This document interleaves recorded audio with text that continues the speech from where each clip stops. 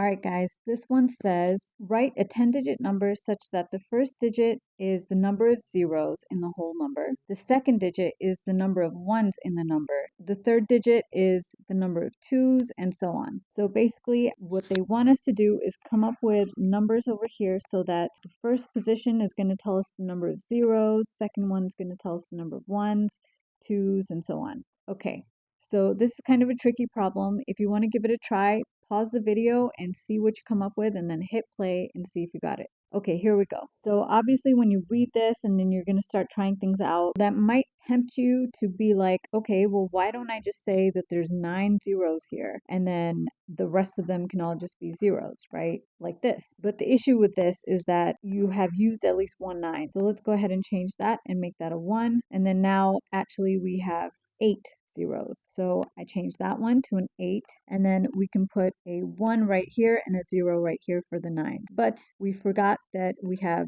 a 1, so this cannot be 0. So I'm going to change that, and you will quickly realize that, wait, this doesn't make sense because there are now actually 2 ones. So that means that this is going to have to be a 2, and since we've now used a 2, this one is going to have to be a 1. And this actually makes total sense because you can see that we do in fact have 2 ones and 1 2. So everything is looking pretty good except for the fact that we have now reduced the number of zeros to 6. And all that means is that we just have to change this first number to a 6 and we move the 1 to here, and now everything just makes sense. So this is the answer.